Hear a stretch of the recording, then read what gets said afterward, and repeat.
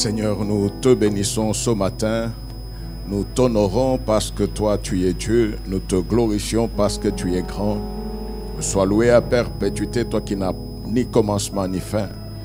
Tu es la parole qui court avec vitesse, la parole qui restaure, qui régénère et qui formate. Laisse que tu t'élèves et que nous puissions nous effacer afin que toi seul tu galvanises la force spirituelle et que tu mettes en marche, Seigneur, la grande armée que toi tu es en train de constituer.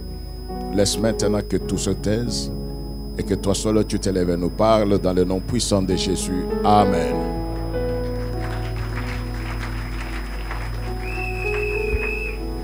Amen. Bonjour à tous. Que le Seigneur nous bénisse. Nous sommes en train de parler de la passion des âmes ou de la passion Hosanna, la passion des âmes. Amen. On est ensemble.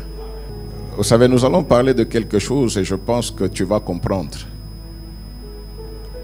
Il n'y a qu'à l'église où les chrétiens sont des sénateurs. Or, même au Sénat, ils font beaucoup de bruit. Les mêmes personnes que vous trouvez ici respectant leur rang social. Hier, la nuit, ils étaient dans leur salon, ils ont crié comme des petits enfants juste parce que un petit monsieur là a marqué un but. Est-ce que vous comprenez un peu ça? Il y a même d'autres qui ont échoué de manger tout simplement parce qu'une équipe qui ne le connaît même pas a perdu. Mais quand il s'agit de Christ, on est sérieux. Et c'est pourquoi je vous dis qu'il se pose à l'église un problème. Aujourd'hui, nous appelons église ce qui n'est que assemblée d'hommes. Et dans ces assemblées-là, il y a trop peu de chrétiens. Et c'est ce qui fait que quand nous nous rencontrons, la joie de Christ n'est pas là. Christ n'a pas besoin que nous puissions nous rassembler en son nom et sans le porter. C'est ça qui détruit. Amen. Romains 1, 16. Romains 1, 16. J'espère que nous avons compris. Hein? Oh, est-ce que nous avons compris? Oh, comment au Bandaka, on dirait les gens ne veulent pas parler. Hein? On a un problème? On est en jeûne? Mais c'est quoi? Ok. Eh bien, on est habitué à recevez. Effectivement, nous allons recevoir la parole de Dieu. C'est la seule qui peut faire en sorte que ta vie change. Romains 1, 16, nous lisons au nom de Jésus. Car je n'ai point honte de l'évangile. C'est une puissance de Dieu pour le salut de quiconque croit, du juif premièrement, puis du grec. Amen. Amen. Je n'ai point honte de l'évangile. Pourquoi je n'ai pas honte de l'évangile? Parce que cet évangile-là, c'est une puissance de Dieu. Pour ceux qui étaient là, la veillée le vendredi, nous avons beaucoup parlé de ce verset. C'est Dieu-là qui est grand, très grand. Il y a des choses qu'il peut faire et qu'il doit faire, mais ne peut pas le faire par lui-même. Il choisit ses enfants. Je ne sais pas si tu te rends compte de ce privilège-là. La seule fois où Dieu a parlé directement à son peuple, nous savons ce que ça produit. C'était au mont Sinaï. Dieu dit à Moïse, je viendrai moi-même parler à mon peuple. Et quand il a commencé à parler, même le sable fumait, le sable flambait, la montagne se fendait. Amen. Non seulement que les gens ne pouvaient pas supporter ce qu'il disait, sa présence seulement, même s'ils ne pouvaient pas le voir. Quand il a parlé, amen. Et à la fin de ce spectacle-là, tout Israël a regardé Moïse pour lui dire, non, nous te faisons confiance. Après tout, ce n'est pas nous que Dieu avait choisi. C'est toi qui l'avais choisi comme notre leader. Est-ce que nous t'avons contesté? Nous te reconnaissons comme notre leader. Désormais, toi, va chez Dieu. Parle avec Dieu. Mais toi, maintenant, tu viendras nous parler. Ce n'était pas qu'ils avaient confiance en Moïse, mais ils ont eu peur. Amen. Mais écoute que c'est Dieu là tout grand, tout puissant. Il te fait confiance pour que sa puissance entre en toi. La même puissance qui a fait en sorte que tu sois détaché du monde fait de toi un réservoir pour l'autre. Dieu ne fait jamais une chose 2 fois ou 3 fois, non. Dès le moment qu'il a mis en toi sa parole, il fait de toi un messager pour que l'autre puisse recevoir. Moïse reçoit la parole pour la délivrance du peuple d'Israël. Même s'il y avait des problèmes, même s'il y avait de contestations, Dieu n'a pas pris sa même parole-là pour la mettre dans d'autres personnes, non. Mais il a laissé l'opportunité, la responsabilité à Moïse. Il lui dit, mais choisis 70 anciens. Moïse ne connaît pas les gens, c'est Dieu qui connaît. Mais pourquoi il dit à Moïse? Tout simplement parce qu'il avait déjà fait de Moïse un réservoir, un dépôt. Amen. Il a fait de Moïse le dépôt de cette vision-là, de cette parole de délivrance. Si cette parole-là doit continuer à se perpétuer, Dieu ne prendra pas pour mettre dans d'autres personnes. Il puisera dans celui en qui il a déjà mis. Si nous disons que nous avons la parole de Dieu, si nous disons que nous sommes chrétiens, c'est-à-dire que là où tu es un dépôt pour le salut de l'autre. Paul qui a compris ces choses-là, lui qui combattait l'église, lui qui combattait les chrétiens, il se dit non. Avant je trouvais que c'était Biloko Pamba. Je trouvais que c'était de la farce. Oh, mais quand j'ai rencontré celui-là, c'est lui qui peut donner la vie, c'est lui qui peut faire en sorte que même du néant tu puisses devenir quelque chose. Quand j'ai compris que ce qui était donné, je ne le connaissais pas, mais je l'ai rencontré lui-même. Il a eu ce privilège-là de ne pas connaître Jésus parce qu'on a raconté. Mais il a eu le privilège de connaître Jésus parce que Jésus s'est révélé à lui. Il s'est présenté à lui. Le mal de l'Église aujourd'hui, c'est que nous connaissons Jésus scientifiquement. Intellectuellement, Jésus ne peut pas le connaître intellectuellement. Celui qui rencontre Jésus est totalement bouleversé en lui. C'est une autre existence qui commence. Voyez Paul là, c'est lui qui dit, je n'ai pas honte de l'évangile. Je n'ai pas honte de l'évangile. Mais c'est cet homme-là qui n'a pas été trouvé par Jésus dans un champ. Ce n'était pas un cultivateur. Ce n'était pas un vendeur de tomates. C'était un haut placé dans la société. Un haut placé dans la société. Paul était membre du Sanhédrin. Pour qu'on te remette le plein pouvoir sur la vie des gens, tu n'es pas n'importe qui. Amen. Et c'est cet homme-là qui combattait un nom qu'il ne connaissait pas. Quand Jésus demande à ses disciples, mais qu'est-ce que les gens disent de moi? Il dit non, tu es Jean-Baptiste, tu es. Ok, mais vous, qui dites-vous de moi? Je suis qui? Pour vous, je suis qui? Amen. Pierre dit, tu es le Messie, le Fils du Dieu vivant. Jésus le regarde et dit, non, ce que tu viens de dire là ne peut pas venir d'une université, ne peut pas venir de la cour constitutionnelle. Tu peux réunir tous les livres et toutes les constitutions, tu ne comprendras jamais cela. Cela ne peut pas venir de la distinction scientifique. Cela ne peut venir que de mon Père. Seul Dieu peut donner la révélation. Seul Dieu peut donner la révélation. Et c'est lui qui rentre dans la révélation de Dieu, il se sent privilégié. Aujourd'hui, nous entrons à l'église, nous pensons que c'est l'église qui profite. Tu es qui, tu es quoi?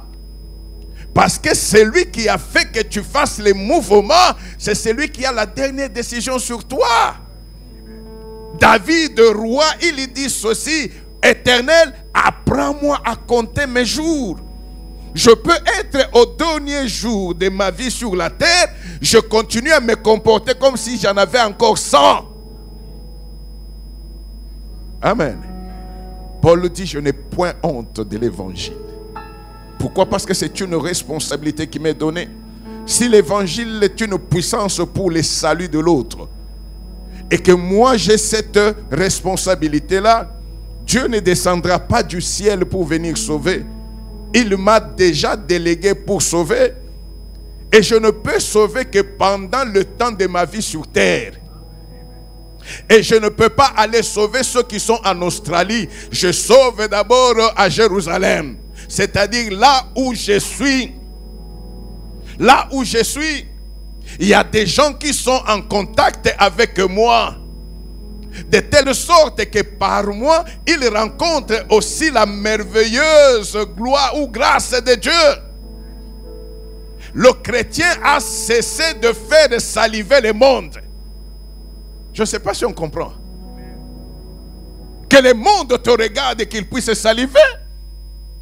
S'il y a eu perversion des valeurs, c'est tout simplement parce que l'éthique et l'exemplarité n'étaient plus au milieu de l'église. Amen. Aujourd'hui, nous voulons parler d'être passionné de Jésus-Christ. Passionné de Christ. C'est ça le thème de ce matin. Passionné de Christ. Amen.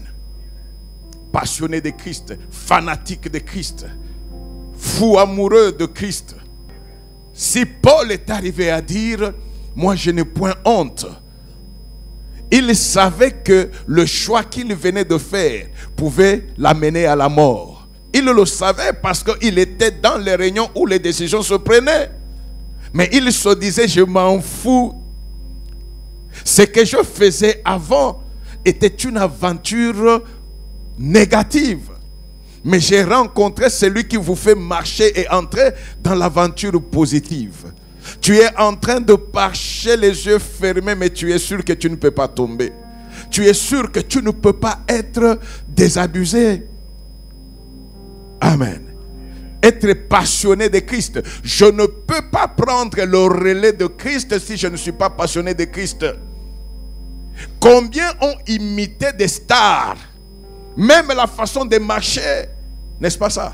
Même la façon de se coiffer, la façon de s'habiller, ce sont les stars. Parce que tu aimes, tu as pratiquement gobé sa façon d'être. Mais ce dont nous parlons ce matin, c'est de gober la façon d'être de Jésus. De gober sa façon d'être, où que tu sois. Sa façon de parler, sa manière de vivre. Je suis passionné de Christ. Et celui qui est passionné de Christ, il ne le dit pas, il le vit. Ça se voit. Amen. Amen. Nous prenons 1 Corinthiens 9. 1 Corinthiens 9, 16 à 23. C'est long, mais je préfère qu'on lise ce texte-là.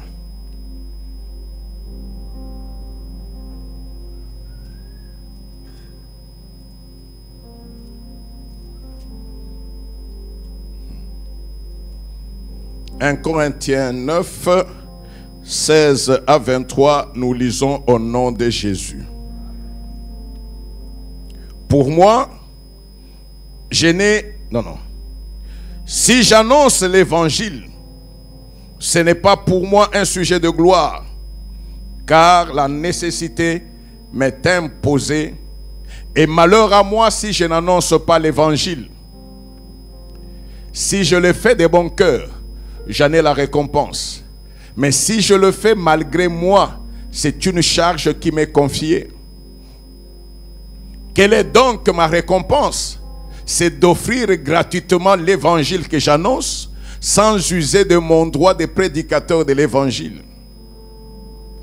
Car, bien que je sois libre à l'égard de tous, je me suis rendu le serviteur de tous, afin de gagner le plus grand nombre. Avec les Juifs, j'ai été comme Juif, afin de gagner les Juifs. Avec ceux qui sont sous la loi, comme sous la loi, quoique je ne sois pas moi-même sous la loi, afin de gagner ceux qui sont sous la loi. Avec ceux qui sont sans loi, comme sans loi, quoique je ne sois point sans la loi de Dieu, étant sous la loi de Christ. Amen. Afin de gagner ceux qui sont sans loi. J'ai été faible avec les faibles, afin de gagner les faibles. Je me suis fait tout à tous, afin d'en sauver de toute manière quelques-uns. Je fais tout à cause de l'évangile, afin d'y avoir part. Nous disons Amen et nous acclamons pour cette parole.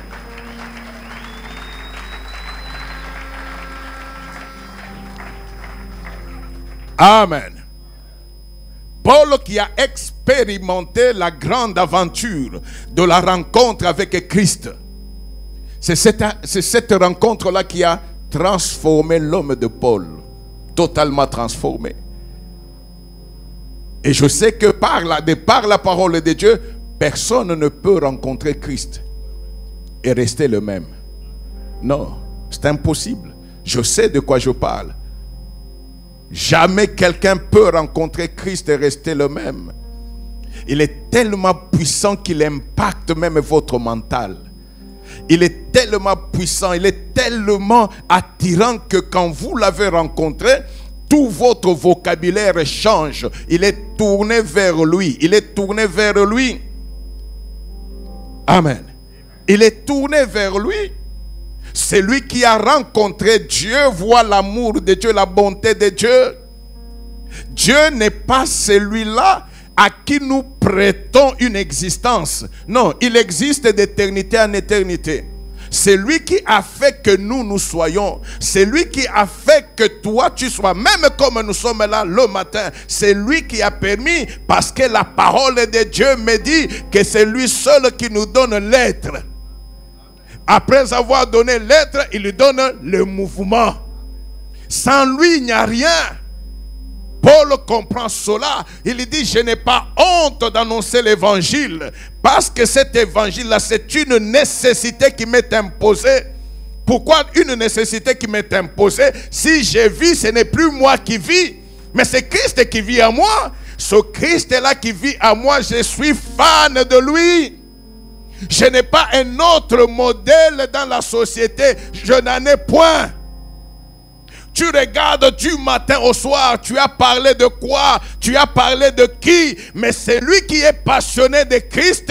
Tu peux même arriver à lui dire, non mais tu n'as pas autre chose à dire. Est-ce que tu ne peux pas parler d'autre chose si ce n'est de Jésus? Or, parler de Jésus, ça couvre tous les secteurs de la vie. Il dit, j'ai été faible avec les faibles. Dernièrement, j'ai dit, la formation de Dieu, il te fait passer différentes situations. Il n'y a personne, un serviteur de Dieu, un chrétien qui peut dire, Dieu m'a élevé, sans d'abord t'avoir humilié, abaissé. Non, tu ne peux pas connaître la tête si tu n'as pas connu la queue. Dieu n'agit jamais comme cela. Il n'y a personne, quelle que soit l'onction que tu as, qui peut monter comme ça. C'est impossible. Chez Dieu, tu montes, tu t'arrêtes, il va avec toi. Pour que tu puisses consolider le niveau que tu as eu. Et après, tu montes. Dans toute cette formation-là, il met en toi son cœur. Dieu met en toi son cœur de telle sorte que tu puisses continuer à l'apprécier pour l'imiter. Tu ne peux pas l'imiter si tu ne le connais pas. Comment est-ce que tu peux te mettre à la place de quelqu'un qui a faim si toi-même tu n'as jamais été dans cette situation-là? Comment? Donner la bonne nouvelle, c'est faire en sorte que tu te mettes à la place de l'autre. Que tu compatisses à sa situation, mais après que tu lui dises, j'ai été comme toi, mais gloire soit rendue à Dieu, il m'avait trouvé. Comme il m'a ramené de cette situation dans celle-ci, il peut le faire avec toi parce que lui n'a pas changé. Mais si tu le regardes de haut, comment est-ce que tu peux toucher son cœur? Christ qui est Dieu, il a accepté de devenir homme. C'est en devenant homme qu'il a fait en sorte qu'il puisse être le défenseur de l'homme. C'est en devenant homme qu'il peut dire à l'homme, tu peux le faire parce que j'étais à ta place. C'est en devenant homme qu'il peut dire aux anges qui crient pour dire, vous ne connaissez pas ce qu'ils subissent. L'amour de Dieu se manifeste en ce que celui qui a Christ vit la vie de Christ. Il est l'homme qui a la grandeur de cœur. Il sait que sans lui, il n'y a rien qui peut marcher. C'est lui qui est Seigneur. Et parce que celui qui est passionné de Christ commence par le connaître. Bien-aimé, voyez la question de Paul. Il est à genoux. Le Seigneur lui dit, Saul, Saul, pourquoi me persécutes-tu? Amen. Saul n'a pas dit, non c'est faux, je ne te persécute pas. Il a juste demandé, qui es-tu, Seigneur? Qui es-tu, Seigneur? Et Jésus lui dit, je suis Jésus que tu persécutes. Mais il ne s'arrête pas là. Il te serait dur de regember contre les aiguilles. Je vois Paul dans cette position-là. Il dit au Seigneur, ce n'était même pas nécessaire de continuer la phrase. Je sais déjà qu'il sera très dur parce que je le sens. De toute mon existence, jamais je n'ai senti une autorité pareille qui m'a amené à me prosterner sans que la voix ne sorte. C'est juste la lumière. Et dans la lumière, il a compris que ça, c'est le Seigneur. Pas le Seigneur fabriqué par les hommes. Pas le Seigneur nommé par ordonnance. Le Seigneur qui vit d'éternité en éternité. Il s'est agenouillé. Et c'est parce qu'il savait que c'est le Seigneur. Saul demande au Seigneur, que veux-tu que je fasse? C'était la phrase la plus importante. Je ne sais pas si nous sommes combien à être passés par cette phrase-là. Que veux-tu que je fasse? Dès ce moment-là, la décision est prise. Dès ce moment-là, les calculs sont faits. Le monde m'a donné, mais le Seigneur me donne aussi. Même si nous sommes à midi, mais voilà que sa lumière à lui est venue chasser la lumière du monde. Devant sa lumière, la lumière du monde est devenue ténèbres. Parce que sa lumière est remarquable. Je vous dis toujours qu'aujourd'hui, même à cette heure, sort avec une torche très puissante, on ne verra pas la lumière. Pourquoi? Parce qu'il y a déjà la lumière. Mais il faut qu'il y ait ténèbres pour que la lumière apparaisse. Or, ce jour-là, on a vu la lumière. On a vu la lumière. Alors que c'était à midi, on a vu la lumière. C'est-à-dire, votre lumière de midi est ténèbre devant la lumière de mon Dieu. La véritable Shekinah de gloire. Que la snelle ne peut pas maîtriser. Qu'aucun œil ne peut fixer. Et Saul était dans cette situation-là. Mais que veux-tu que je fasse, Seigneur? Que veux-tu que je fasse? Si je suis sénateur, c'est toi. Je suis député, c'est toi. Ministre, c'est toi. Je suis DG, c'est toi. Que veux-tu que je fasse? Quelle est la mission que tu me donnes? Je suis étudiant. C'est toi qui as fait que je sois. Et en ce moment-là, le Seigneur lui a donné la mission. Dès qu'il s'est levé, amen, il a continué à se diriger vers Damas, mais dans une autre allure. La même ville où il allait avec les pleins pouvoirs des hommes, le Seigneur a permis qu'il entre dans la même ville, mais avec les pleins pouvoirs du ciel. C'était la même personne, mais une autre personnalité, une autre identité. Il a cherché à saisir le Seigneur. Pourquoi il est devenu passionné de Christ? Tout simplement parce qu'il connaissait le monde. Il connaissait ce qu'il était ou ce qu'il avait avant. Mais quand il a comparé à celui qui lui a parlé, à celui qui s'est présenté à lui, la Bible dit que quand il s'est redressé, il ne voyait plus.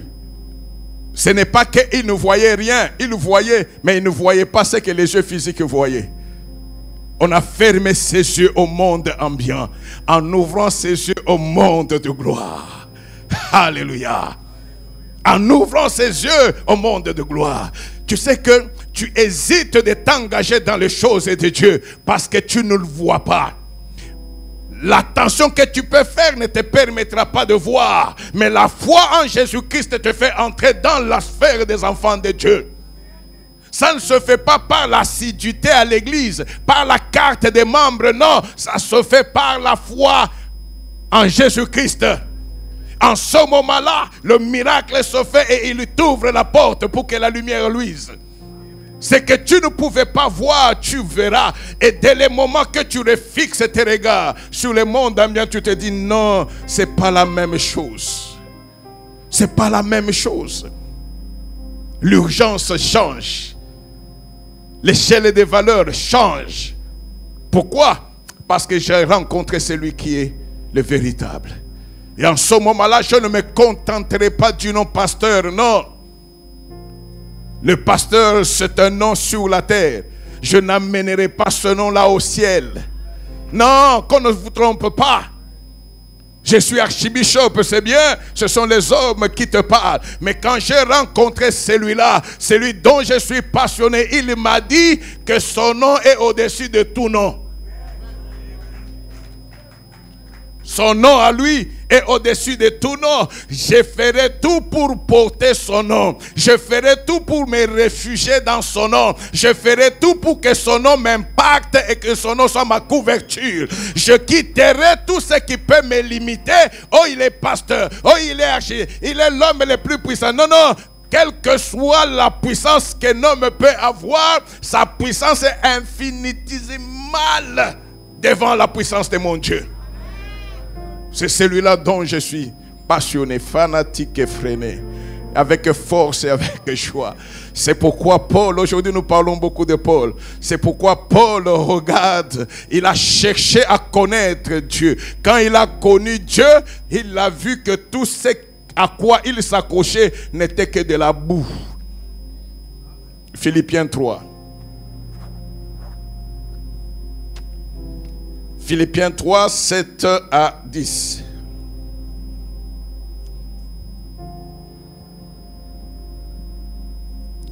Mais ces choses qui étaient pour moi des gains, je les ai regardées comme une perte à cause de Christ.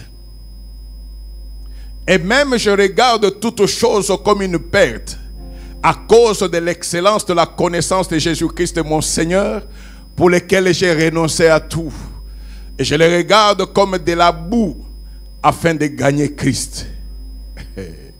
Et d'être trouvé en lui, non avec ma justice, celle qui vient de la loi, mais avec celle qui s'obtient par la foi en Christ. La justice qui vient de Dieu par la foi. Amen. Afin de connaître Christ et la puissance de sa résurrection. Et la communion de ses souffrances, en devenant conforme à lui dans sa mort pour parvenir. On continue à 11 pour qu'on comprenne. Si je puis à la résurrection d'entre les morts. Amen.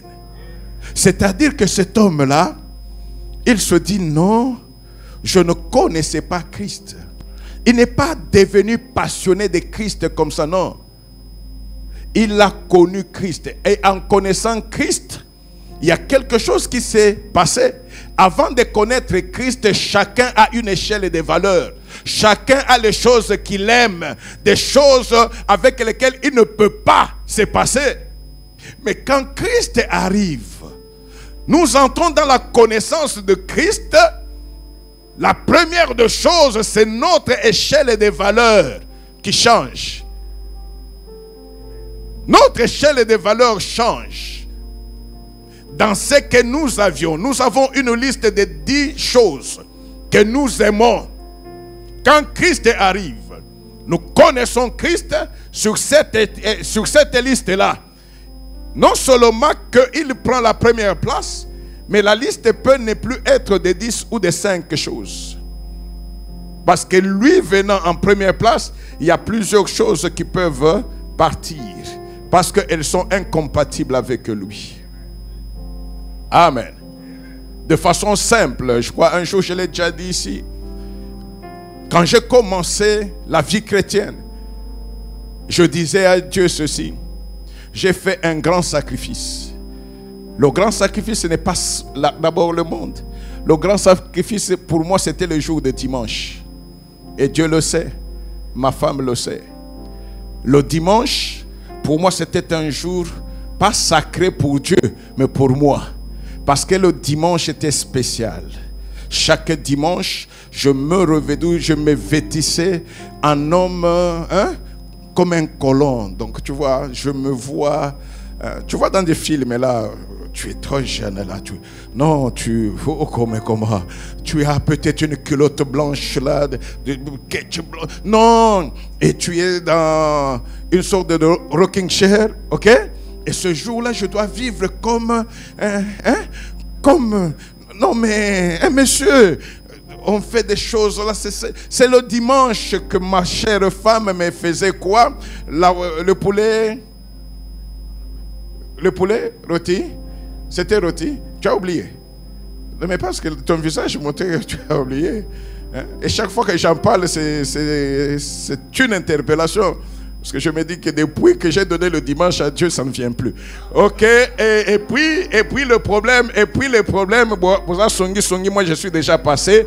Vous continuez à rire. Amen. Et on va faire ces choses-là. Et les faisait très bien. Tu vois le poulet là, on ouvre. On met tout à l'intérieur. On coud. Et non. Et à la fin là, non, tu es là.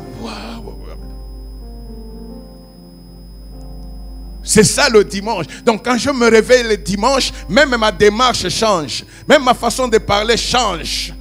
Je suis là, l'homme le plus fort. Hein? Les messieurs. Et j'ai dit à Dieu, de façon simple, et c'est vrai ce que je dis. Je lui ai dit, pour toi, je t'ai donné le dimanche. Je n'ai même plus le temps de me réveiller, de rester même 10-30 minutes. Non, quand je me réveille le matin, toute ma pensée c'est toi. La première des choses, je m'agenouille sur toi et pour toi. Et quand j'ai terminé, j'ai fait très très vite pour être au culte. Encore pour toi. Toute la journée est à toi. Je ne regarde pas les autres choses. Et si j'ai fait cela, c'est parce que j'ai comparé, j'ai regardé ce pourquoi je faisais. Et toi, et je me suis vu qu'il suffisait seulement que quand je le faisais là, je pouvais continuer à le faire. Tu prends seulement les vers de terre, tu mets dans mon ventre et tu multiplies leur nombre. Amen. Je ne sais pas si vous comprenez. Tu multiplies seulement leur nombre. Même si je n'étais pas à l'église, mais tu multiplies, je ne pouvais pas continuer à le faire. Je pouvais être sur ces rocking chairs là, tu fais tomber la chair, je me fracture. Tu es le seul qui a le dernier mot. Donc c'est lui qui rentre dans la connaissance de Christ. Il change sa façon de voir. L'échelle des valeurs change. Il donne à Christ la première place. Et il ne peut pas se passer de parler de lui. Tu ne peux pas avoir la passion des âmes si tu n'es pas passionné de Christ. Celui qui est passionné de Christ est passionné des choses de Christ. Si nous savions comment Christ, même le griffe qu'on mettait sur son habit, combien de couturiers allait faire des habits au modèle de Christ. Mais moi je sais, je connais le modèle de cet habit-là. Ce modèle-là, c'est ma nourriture. C'est de faire la volonté de celui qui m'a envoyé et d'accomplir son œuvre. Sa robe, sa tenue, sa marche, toutes ces choses étaient tissées selon la parole de Dieu. Alors si je veux m'habiller comme lui, je m'habille de la parole de Dieu. Partout où je passerai, l'on saura qu'il est de Dieu. La connaissance de Christ me met dans l'assurance pour la marche. Parce que Christ me connaît et moi je connais Christ, je sais que Satan me connaît aussi.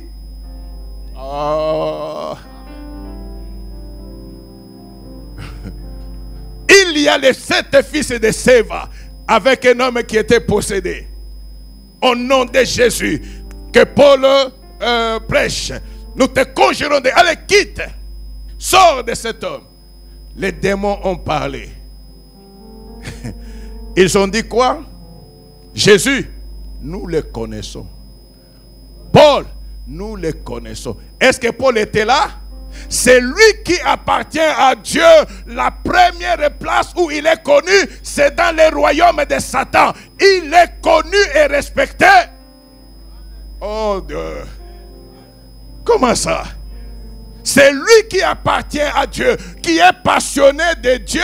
Satan le connaît et le craint. Il le craint. Amen. On a eu le témoignage ici d'un homme, pas d'un frère, d'un homme qui était venu quelque temps ici. Il s'appelait, je ne donne pas le nom, c'est à la télévision. Amen. Mais ceux qui étaient là vont se rappeler. Avant de venir, il est parti voir un devin pour qu'on lui donne un porte-monnaie magique. Vous voyez? Ok. Le processus était tellement avancé. Quand il arrive à la dernière semaine, les évangélistes d'Hosanna sont passés. L'ont invité. Il pensait que Akokota église n'engakota kakotaka. Et il est venu quand même. Mais quand il arrive, il sent que c'est différent. Personne n'a prié pour lui. Personne ne l'a touché. Mais celui qui est le maître de l'église, c'est celui qui le connaissait, qui avait besoin de lui. Amen. Prière finale. Il sort. Rendez-vous avec le devin le soir. Il arrive le soir, le devin le regarde et dit non, non. Et baby, nous devons recommencer ceci. Ils ont fait. Il revient. Non. Prends ça, va mettre dans votre parcelle. Il n'est pas seul, il est locataire avec beaucoup de gens, mais on met dans la parcelle. Donc même tous les locataires là sont aussi. Amen. Alors, un jour il arrive encore là. L'Enganga lui dit, j'ai tout fait, je n'arrive pas. On avait entendu son témoignage ici. Je n'arrive pas. Je vois un homme qui est devant toi et qui bloque. Toi, tu es derrière. Cet homme-là, c'est comme un pasteur. Il s'appelle Kamuleta. Je vois le nom Kamuleta. Si lui, il s'efface, nous pouvons continuer. Alors, le frère, je dis, non mais comment?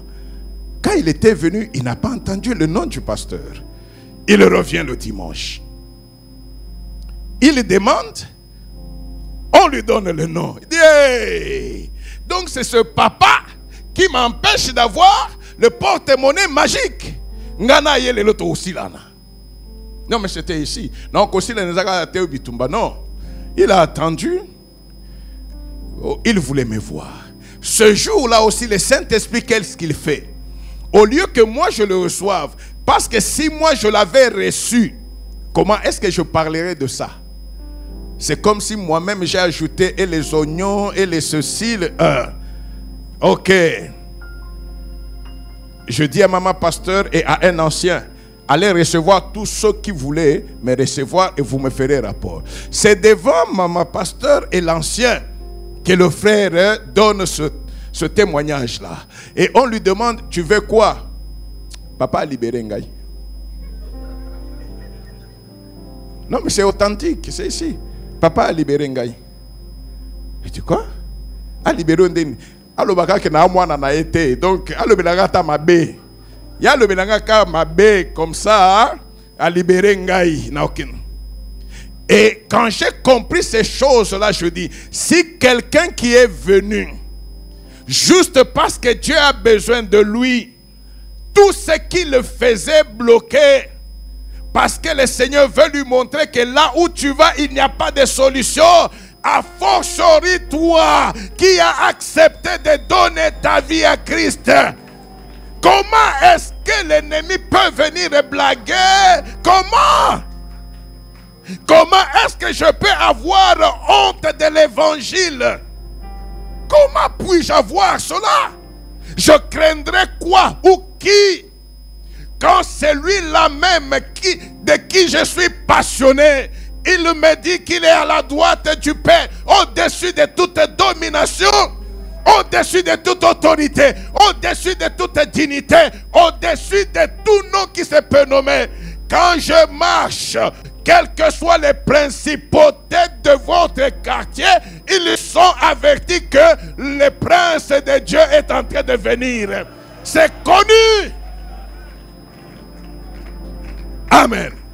C'est connu. C'est lui qui est passionné de Christ, marche avec Christ.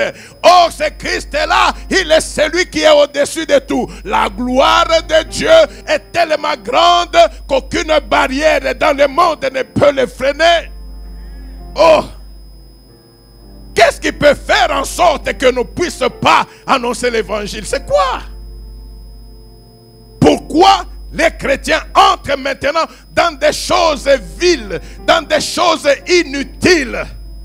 Oh, la parole de Dieu me dit, c'est de cœur. La bouche ne parle que de l'abondance du cœur.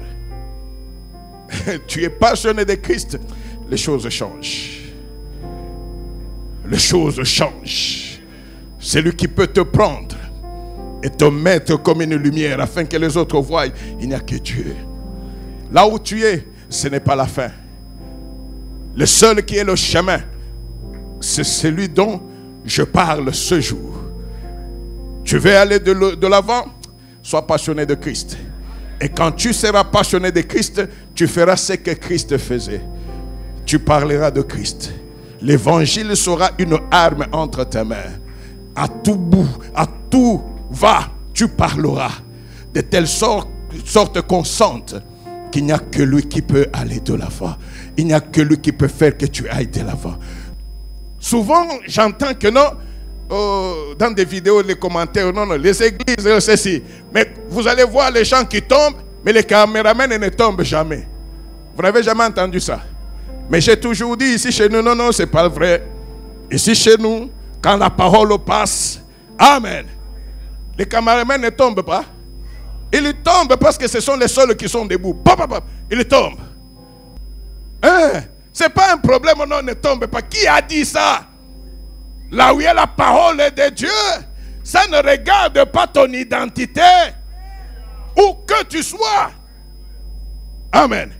Et comme c'est surtout ceux qui sont en face comme ça, il n'est pas en règle, on le prend pas de parti. Est-ce que je le touche? Je vais vers lui. Il ne change pas.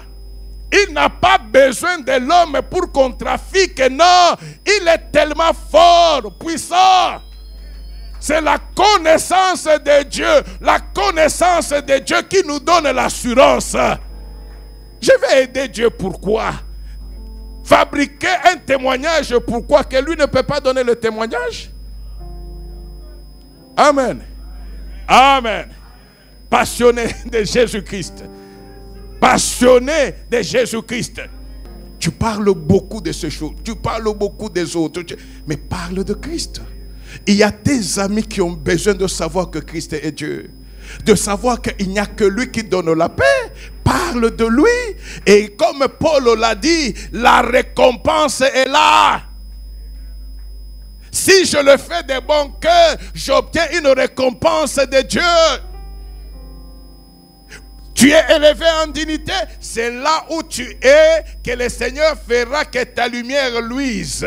Parce qu'il t'a envoyé là-bas comme témoin, afin que cette institution-là change. Afin que cette institution-là change. Il est le seul qui est le chemin, je le répète toujours. L'homme a des sentiers, mais Jésus-Christ est le chemin. La réussite ne vient que de lui, or la réussite passe par l'évangile. Christ dit ceci: pour tous ceux qui ont abandonné à cause de moi. Ok, j'ai abandonné à cause de Christ, c'est bien. Deux, à cause de la bonne nouvelle.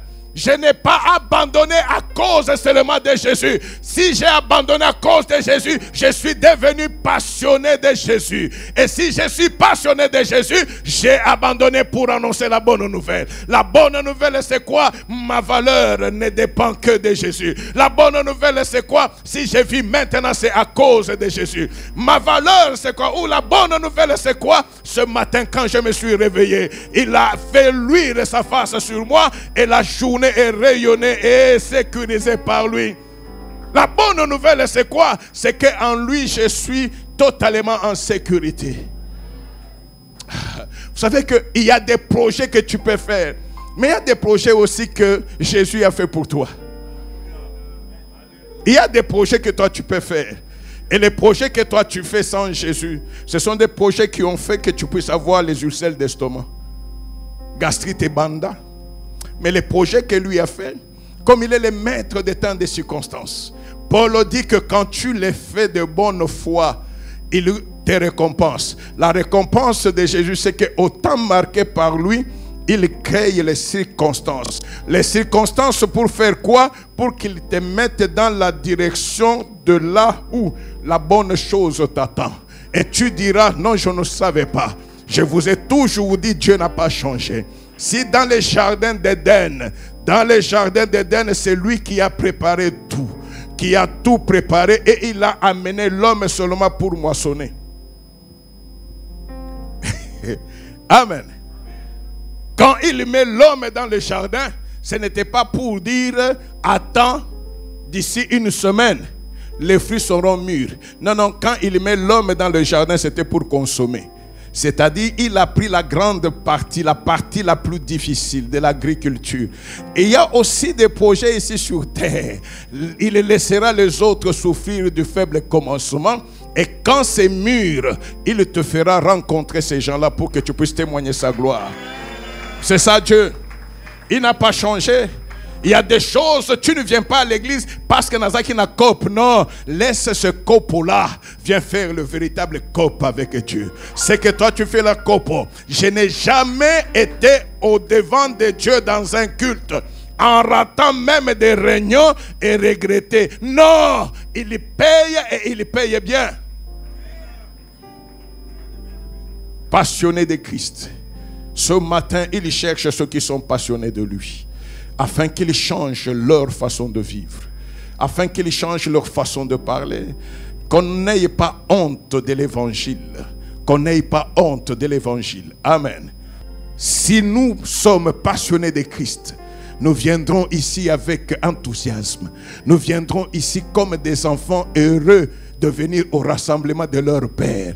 Nous viendrons ici, il n'y aura pas de rang social, il n'y aura pas de diplôme, il n'y aura pas de serviteurs intouchables, mais on verra un rassemblement de ceux qui ont été rachetés par le sang de l'agneau, de ceux qui ont été mis ensemble pour témoigner, de ceux qui sont devenus la lumière, afin que partout où ils passent, le monde puisse dire en eux, nous voyons le Christ, et c'est pourquoi nous sommes forts. Que le Seigneur nous bénisse.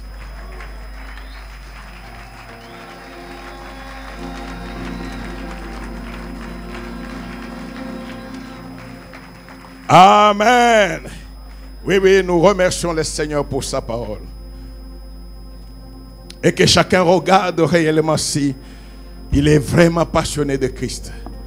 Il y a des choses qui doivent changer.